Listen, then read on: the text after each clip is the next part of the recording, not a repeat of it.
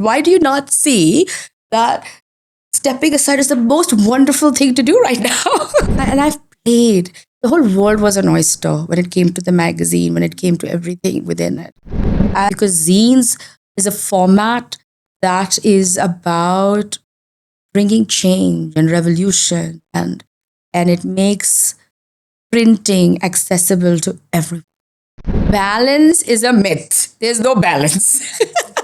I do not balance.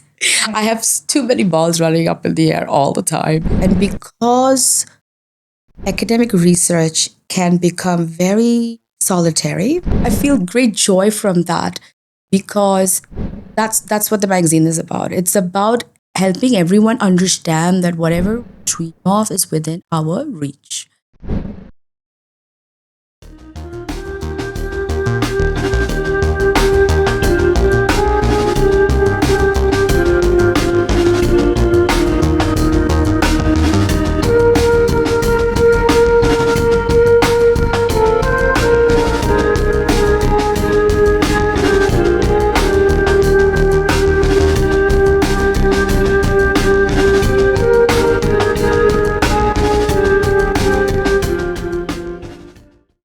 Hi, welcome back to another episode of Rooted and Routed podcast. My name is Sabia Pathan Bithuk, and I'm back with a special guest. Yes, another special guest. She's come all the way from Ireland to visit her family, and then luckily we got a chance to invite her for the podcast.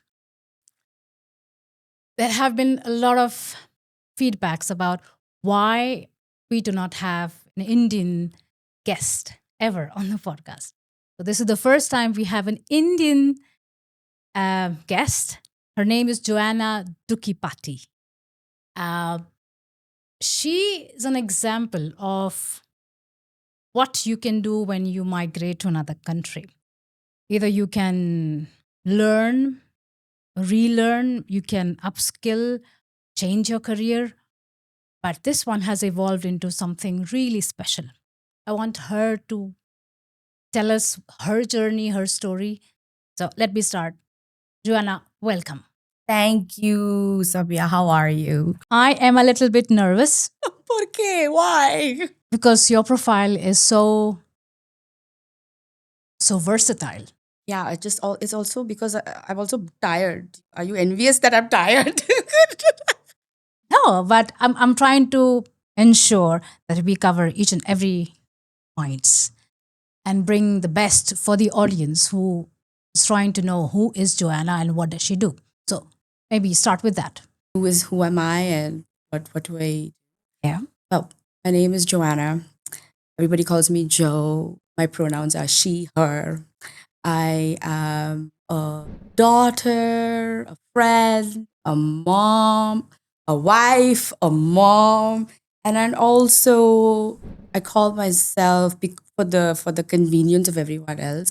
I call myself a gatherer, and that name was also not even my choosing, given to someone I know and I worked with, and she looked at me and she understood all the different things that I do, the different hats that I wear, and said, "Ah, you're a gatherer of people and a gatherer of stories."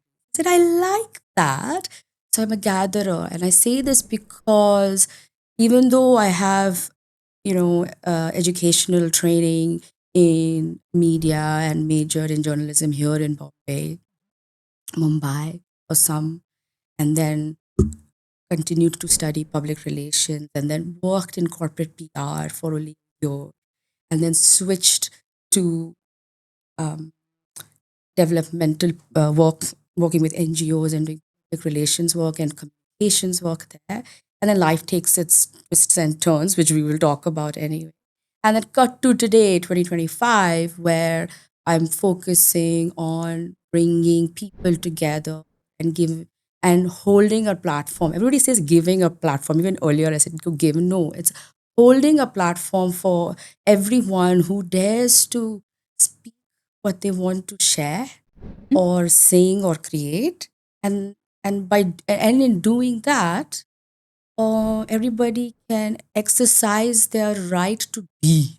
In that way, gathering people and their stories and their work what I would explain is what I do.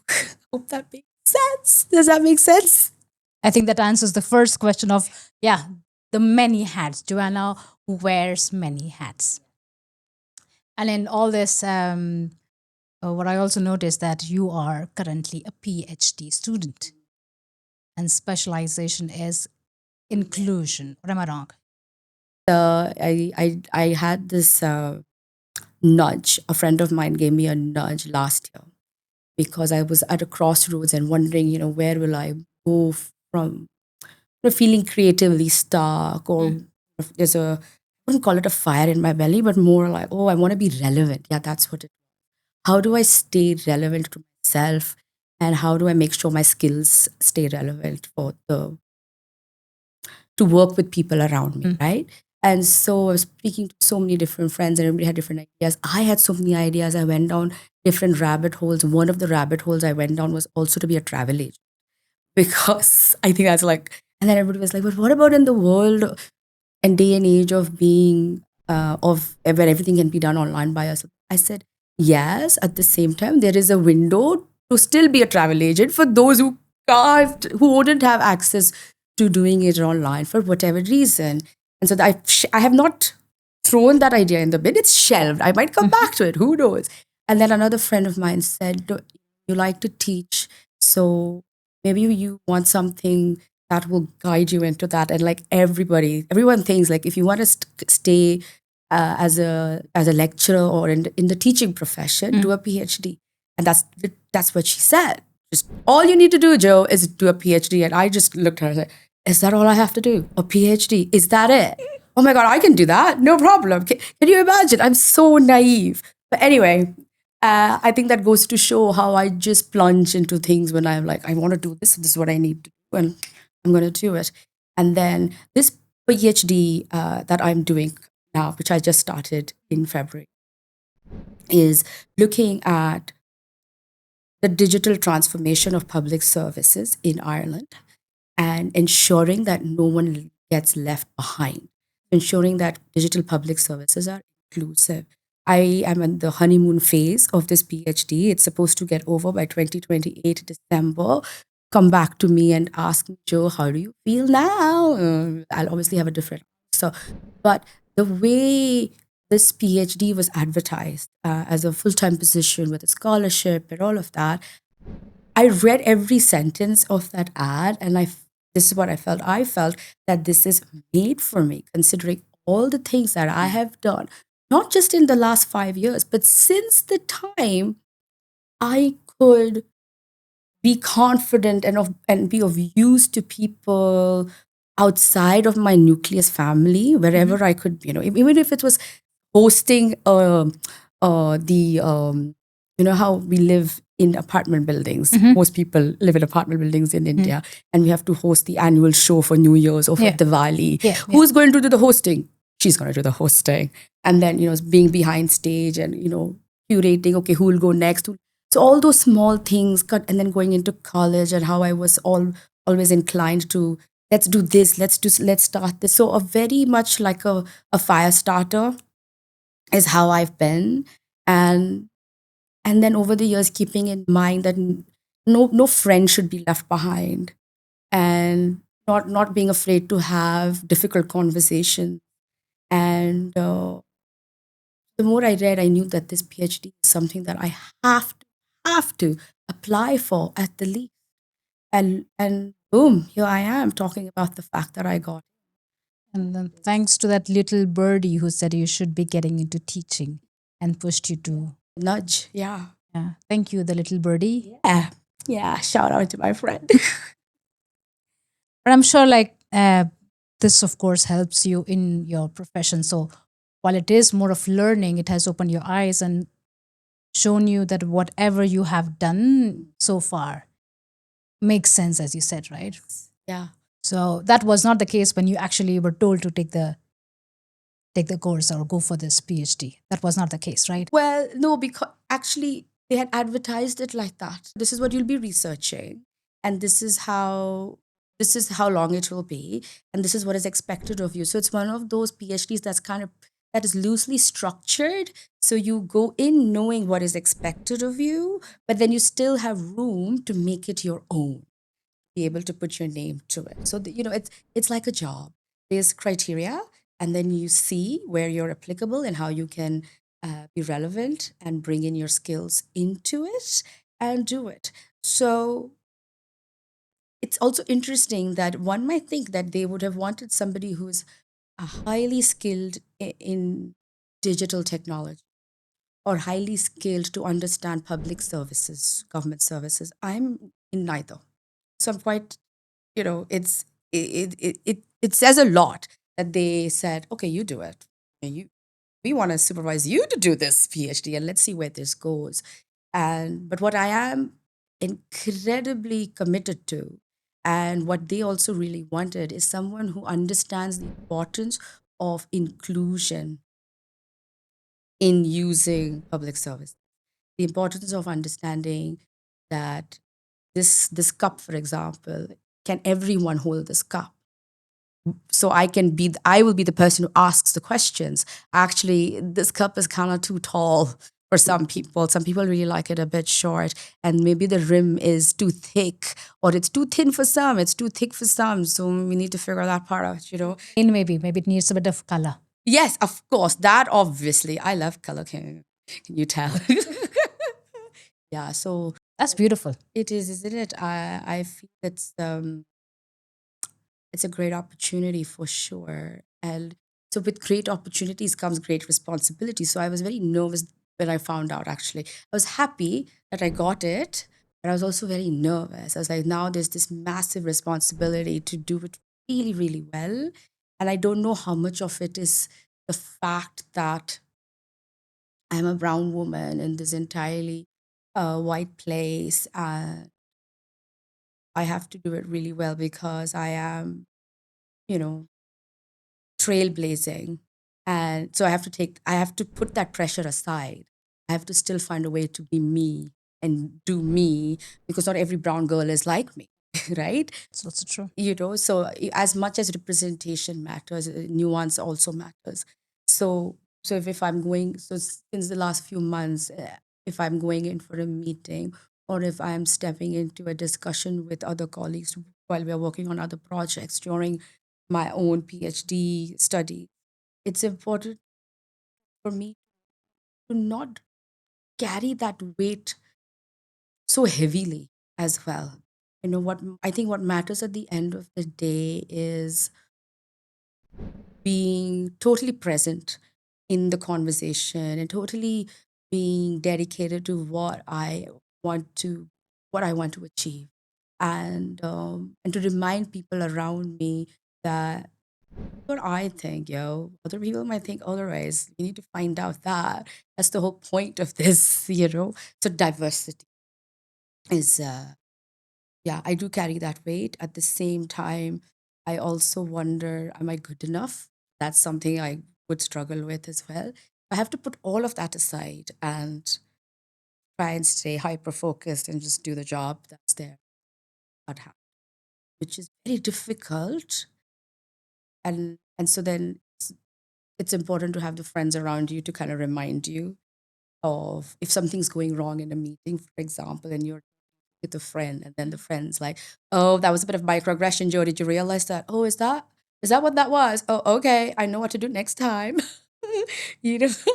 So, which means you see that you are really the one and only in the room and representing the brown woman. And maybe the others may not be able to adapt the way you adapted.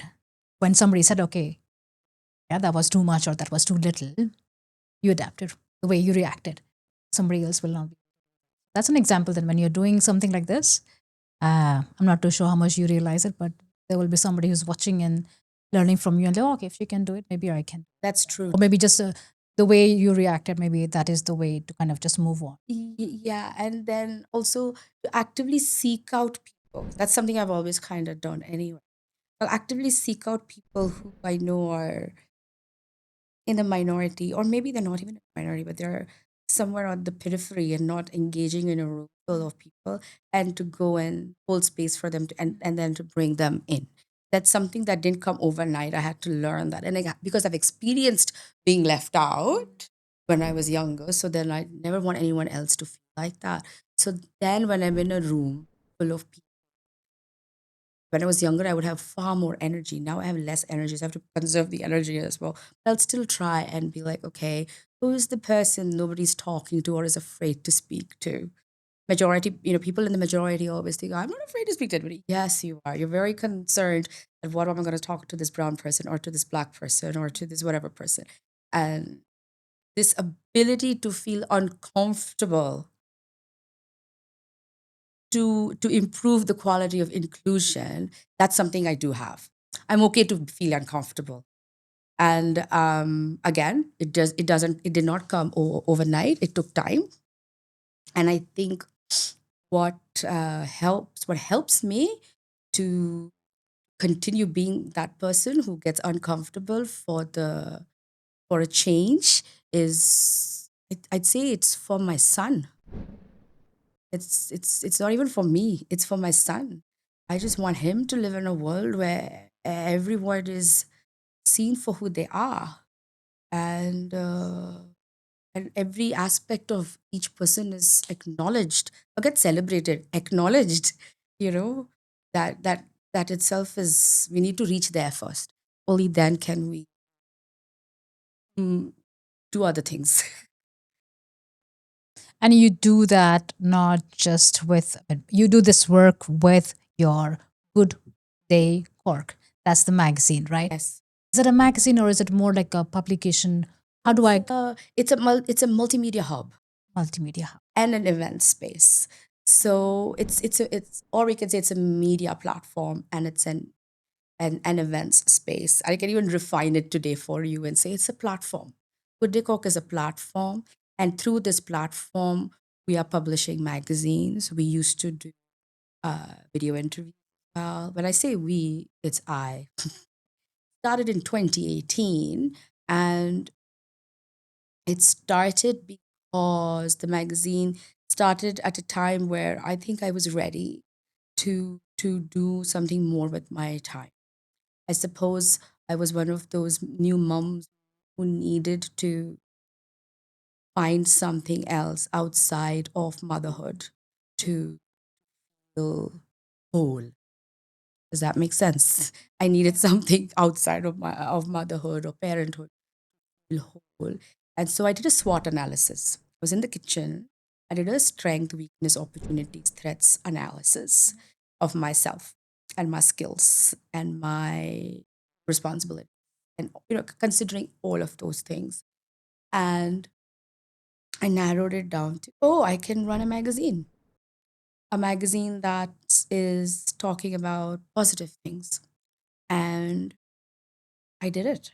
The moment I had the idea, so I'm the kind of person, the moment I have an idea, I have to plunge, just like how I did for the PhD. Okay. So I had the idea.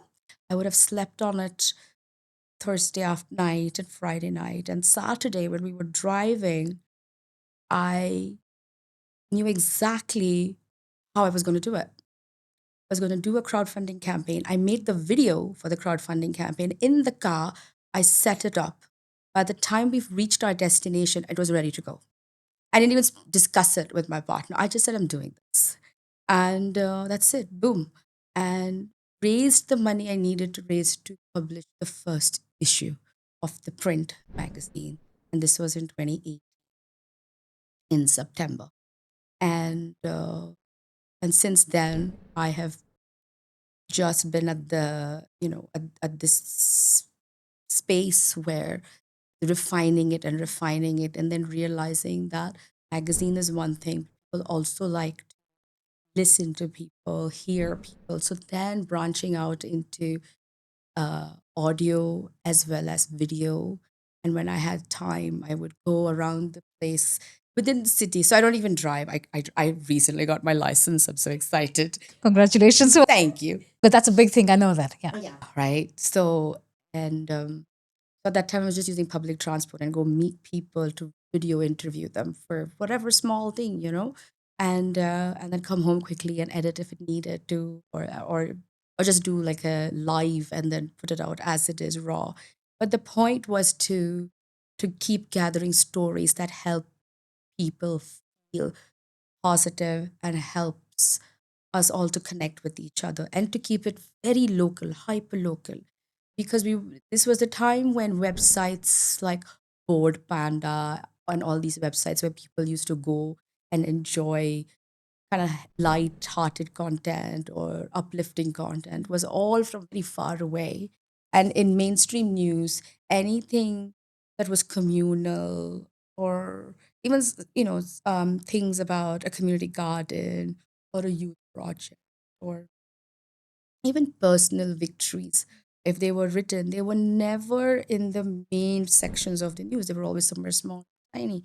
My dream is that one day I want to open a newspaper and the headline should something absolutely uplifting in mainstream media. And we know that unfortunately does not sell unless it is, I don't know, Miss India wins Miss World or something where women are objectified and crap like that, right? So um so that's what the magazine was about. And every interview that I've done, that's what it's about, whether it's a video or a radio interview, that's what it's about. And so since 2018, we printed the magazine and printed 4 issues. COVID happened. So we switched to digital. We stayed digital and we came back in print in 2020, 2024. It's great. I'm so biased to print media. I love for people to receive something in the post and hold something. It's a testament to all the good stuff that's happening around you. The idea is that you read about someone, about their work, or you hear an interview about them through Good Day Cork, and you should be able to email. And you can act there. You want to meet people, you can touch them and feel them, and they're within your reach. Because when we do that, and we can have a conversation with them, then you leave feeling absolutely elated. And you know that if they can do it, I can do it too. None of this like far gazing and can't reach stuff. I wanted everyone to feel like we're all connected. We're all connected to each other, and all of our successes collectively means something as well. And if you want to help someone, you can through the magazine. A defining moment where you felt like, okay, yes, this is needed Yeah, in the kitchen. I just knew it. in the kitchen. Yeah, when I was doing my SWOT, I just Okay, that was about you though. I felt like, okay, like the magazine, like this space that you want to hold, right? Platform, right? I'm sure there must be a defining moment that you felt like, okay, an incident probably when you experienced and you felt, you know what, this platform, like what you have in your mind, that is needed now. so two actually. I'll say one is so I've noticed that Cork is not a very big city, neither is it a small city, depending on your frame of reference, right? So I come from Bombay, Mumbai. So for me, Cork is extremely small. But over the years, since I've lived there since 2012, I know it's big enough. Okay. So when I come home to India, it takes me 2, 3 days for my body to code switch. The accent code switches anyway, but the body also has to switch into that dynamic. So in the city, through the magazine, it has invited many people who are at their early beginning nascent stage of writing or art. So using the platform and publishing them has given many of them the confidence and also access to larger magazines or larger spaces where they can showcase their work. And I feel very proud of because then they'll go and perform also everywhere, and then they'll come and tell. So forget about telling. So when I read their bios now and when I see previously published on Good Day Cork, I feel like, wow, look at that. That's a good eye. It was Good Day Cork was the first space. You know what I mean. I feel great joy from that because that's what the magazine is about. It's about helping everyone understand that whatever we dream of is within our reach, whatever that may be. There's no judgment. So you had the courage to write down your thoughts, showed the courage to send it to someone completely new to you, a stranger, and then that stranger decides to publish it. And then and then you decide, you feel so good that you're not only have some people be like, I've published it, I don't want to talk about it to some people. But some people would say, I showed it to my grandmother, I showed it to my friends, I showed it to my teacher, da da da, depending on the age group. And and then based on the confidence of that, they will publish to other journals. That helps me feel connected to their journey, you know. And at the same time, the readers will always say, oh, I love getting it to post, and I loved that poem. That's there. That will happen, and that's valuable as well. Second thing, when I understood that Good Day Cork, I've never wanted it to be about me as a brown person in the minority community, living in amongst majority community, where most of the time it's important based on the kind of product or business or service that you are at the helm of, that they want to see you. They want to know your story and who they are buying. They are, who is the person. But because this is a magazine, it's a bit different, and and it's an independently published magazine, so it's entirely running on subscription costs or funding maybe sometimes. So I don't think it is wise for one face to come to one's mind when they think of the phrase Good Day Cork. I would like for people, the hope is, because I'm the gatherer, I'm the steward, the hope is that they would think of a poem or of the writer or of a certain interview of something. That is the hope. That did you read that, did you watch that, and that particular article changed my life and things like. So within the remit of gathering people, there is something that I do, um, just curate poets and writers who write in different languages to share their work, and it's called Many Tongues of Cork. Again, that name for the event was christened by another friend of mine who lives in India. And she said, well, this is your event. This is what the name should be, Many Tongues of Cork. And so I've done many of those. Started doing them just before, in 2019, and just before COVID. And now this is the last year. I think this was last year, yeah. And the event was all set, and it was a very lovely space. It's a wonderful theater space. They have a small theater. I was late myself. Why? Because I knew lots of children were coming to the poetry event and I wanted to get coloring pages for them. So I went to the shop and I got lost in the world of coloring books. And I was, no, should I pick this or should I pick this? I was like, like shopping, like very carefully curating the freaking coloring pages, right? So, and then I realized, oh crap, I'm late for my own event. So I've arrived. And what has happened at this event? The poets have met each other. Yes, they don't know each other. Because I always try to bring new faces and new perspectives. So the poets don't really know each other. They have all seen each other because of the fact that, pre-event promotions, everybody sees the photos. So they all have known each other. They all started talking to each other.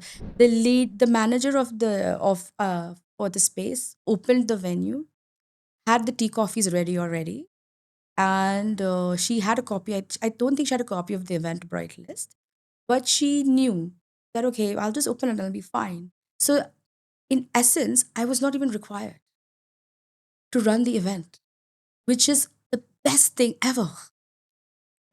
So you've created the platform, and now the platform belongs to the people. So all I needed to do is call the name. But if, let's say, fell down, I had to go to the hospital, I wouldn't have cancelled it. I would have just asked one of the audience member, if they were there, one of my friends, to just take it on, and it would have run smoothly.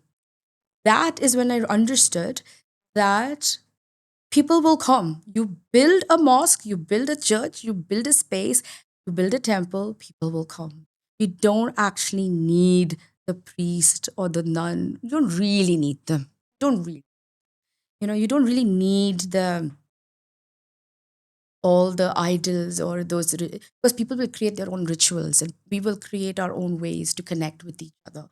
All I had to do is set the date and the time and so I knew then that this is amazing. I needed because I was late for the event. Think of that, right? If you would have been there on time, Never understood. I would have never really known. I would have never really felt it that this is needed. When people tell you, I really gained from speaking at this platform. You get it, but you don't really get it. But when I arrived and everything was there, and I had to just show up like some queen, I was like, amazing. Yo. I can just leave, and y'all will be fine. that decision of really being behind the scenes all the time because you saw how it can run on its own and the space has been created, kind of, right? But how has that influenced the platform's authenticity? Because normally with a brand always comes a face. And if the face is not one, just a platform, how do you feel people are looking at the authenticity of? It's a great question. I think because there are values, and the values that Good Day Cork embodies as a platform it's written out very transparent. And so when I've got the editor hat on and I'm looking at what content is being curated, edited, and put into a zine, or what interview is being done, I just try my best to embody those values. So that's when if I'm at the helm, and when I'm also looking at who is stepping onto the platform, I know that these voices are of people from the margins. They're not marginalized, they're on the margins. There's a huge difference. Because the system has kept people on the margin. I have not chosen to be on the margin. I want to be front and center. So does everybody else, right? So so the because the magazine is about amplifying the voices of those who are on the margins and those people who are systemically not given not even there's no opportunity to even claim space. So then when there is a space being created like this with the values of being bold and being collaborative and to show grit and to have integrity is embodied, the person who's making use of the platform, it feels free and Becomes the picture kind of altogether an example. Yeah. free then on the platform, and this is their space to claim. So when they're claiming space, they will ensure that it is sacred, and therefore every person who's coming in kind of makes it their own, and therefore it is authentic in that way, right? So there's that one thing. And the other aspect of it is, since even whether I had not gotten into the PhD, I knew that 2025 was the year I was going to step back, step aside, call it what you may.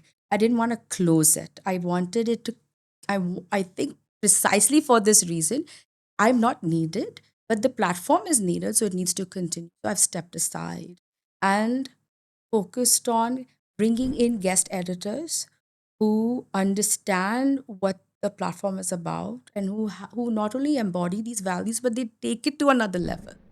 And that is, and then choosing them, speaking to them, asking around who wants to do this. And then people raise their hand or put themselves forward. And then trusting my gut as well, like who can I hand this over to temporarily.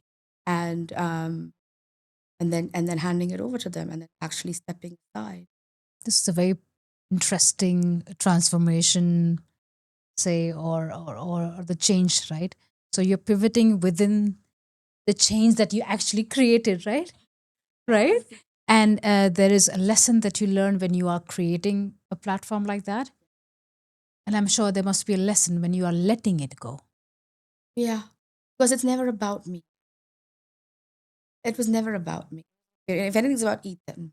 And it's for a bit about my son, and he also needs to know that what I have learned the hard way is that I might have a goal set in mind, but I still have to be detached from it. It sounds philosophical, but it's so true.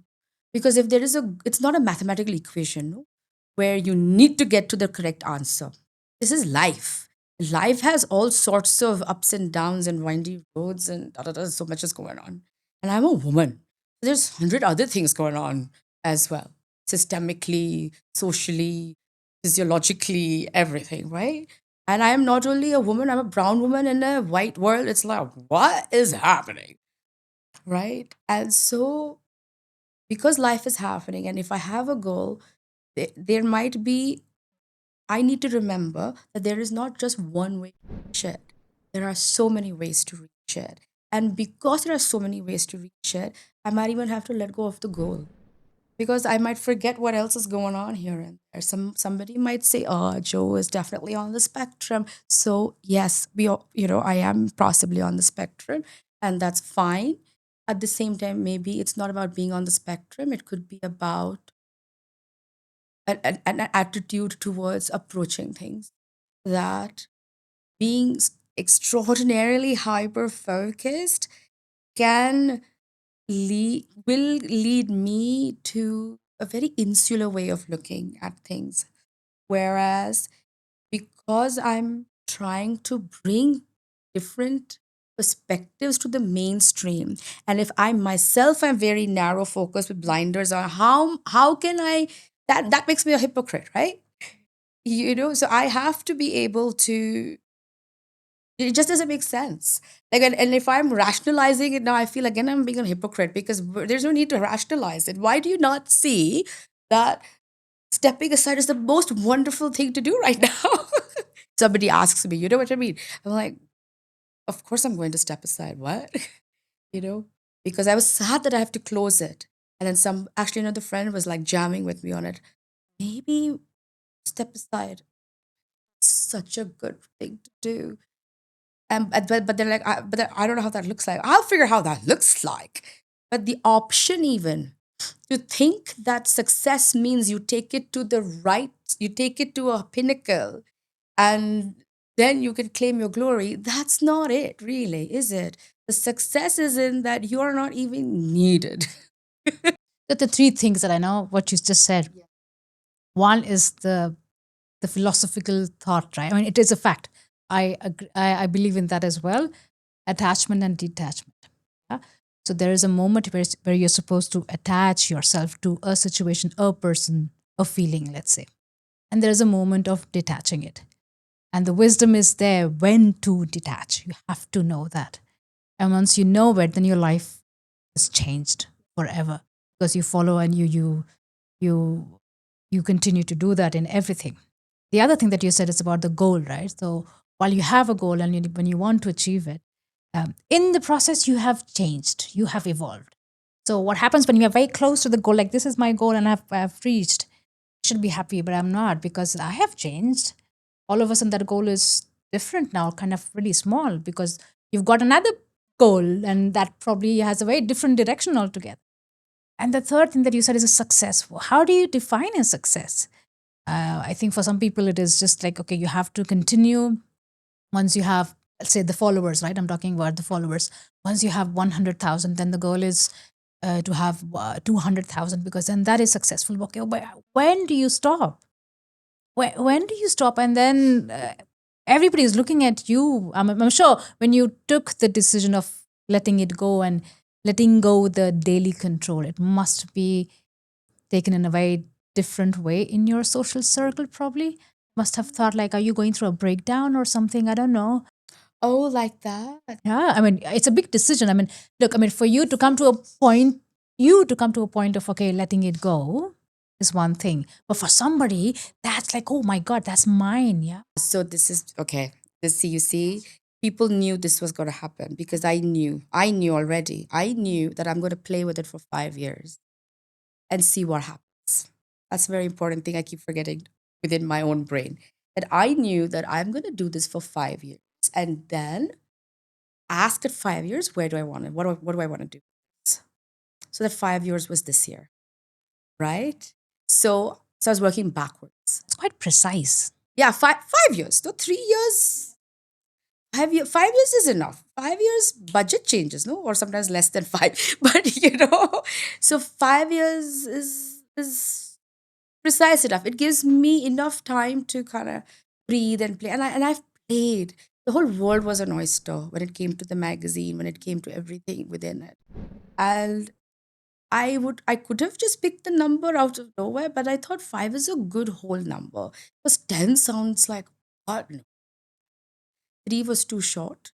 Five is five. At five, I should have a good idea of where it can be, where it can be at, where am I at with my lives. Then because I was working backwards, so everything was fair game. I could play with it like a child and do everything and anything, break all the rules, challenge all the rules and of publishing, of fundraising for publishing, and meet with peers who are talking more and more about independent publishing in the climate that we live in, looking back at the history of zines and independent publishing, because zines is a format that is about bringing change and revolution, and it makes printing accessible to everyone. And that's what I like about the concept of zines. So traditionally zines are very homemade and very rustic and yet very gorgeous, irrespective of your aesthetic sense. Whereas Good Day Cork zines are not zines in that sense, but they're still independently published. Try to bring in that zine effect, because zines are usually, they have this wonderful way of folding and opening up and things like that, like brochures. But we stick to the book format and play in the pages of it. And I've seen some of them. yeah, because some of them are there. Yeah, yeah, and so 5 years was a good time. I've done, I've done the designed different poetry events, designed a small piloted one feminist conference as well, and I want to be able to bring it back maybe next year and see. And so yeah, so when I would tell everyone about it, so they were like, "Oh, really? Oh, that's actually." Some people say, "Oh, I think 5 years." Like that's pretty short. Like I don't know. I like 5 years. So different people did have different responses to it. Some people are like, "It's a good age, good not age, sorry, like good number, good period to see how you go with, without really having traditional goals in the sense, because now those traditional goals are out of the window. The goal is to take it wherever it needs to go, however it needs to go, like an organ. It's its own organism. Then I just have to be like, Don't go here. There's fire here. Don't go there. There's deep water there. Let's stick to here." So do you still have fair bit of control on the creative process and the No, what I have control is the website. And whenever my guest editor I don't call him my guest editor, whenever the guest editor, see, this is also the language. So I'm very aware. So I keep correcting my language as well. So whenever the guest editor, needs something to put up, will just be like, "Oh, it's been on social media," and I'll be like, can I put it up on our website as well and direct people up? Yeah, sure, go for it. Then I put it up on the website. So that's the control. I no longer do daily posts or anything like that. But it's also a hard habit, because M's role is very clear cut, very precise. It's to look at the zine. So anything outside of the zine, I'm still involved in, which is why there's a new radio documentary that I'll hopefully do by the end of the year, fingers crossed. Um, so I'm taking on things bearing in mind how many the scale of responsibilities that I have. But this everyday thing and all those other aspects that used to annoy me, I don't do them anymore, and neither does M. So I've learned a lot from M, and M just sure, we'll just do it that way. Like, great, we'll just do it that way. Em is far younger than me, and is a parent as well. And yeah, just rocking the boat. I think it's beautiful to have somebody like that in your as a part of your team or a supporting member. As collective leadership, it's about understanding what collective leadership looks like.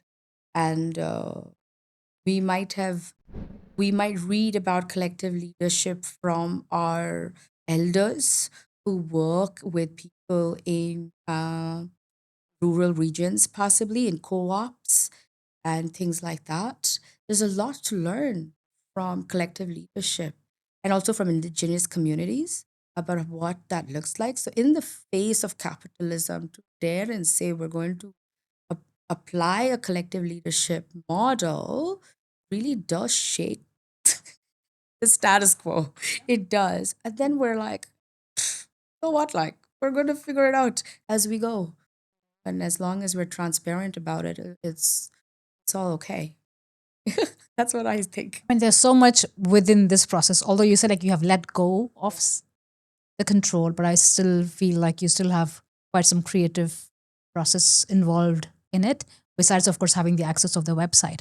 How do you balance your academic research for the PhD and now with this, which you continue to give the support, or have you not yet started it? Balance is a myth. There's no balance. I do not balance. I have too many balls running up in the air all the time. And it's I think there's no balance. What I aim for is because I'm doing things differently, I have more room to be creative. And because academic research can become very solitary, and it is solitary, not can, it is solitary.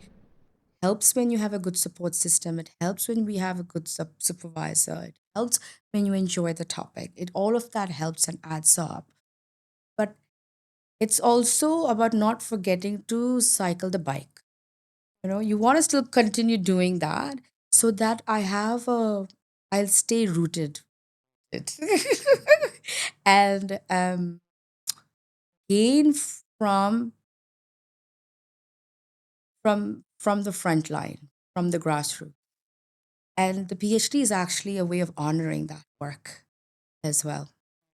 Because a lot of what the work that I'm doing in the grassroots informs the work that is happening in the academic, which academic literature might miss out on. At the same time, there's loads of, I am finding out now that there are amazing academic writers who are decolonizing research as well, which is just so incredible.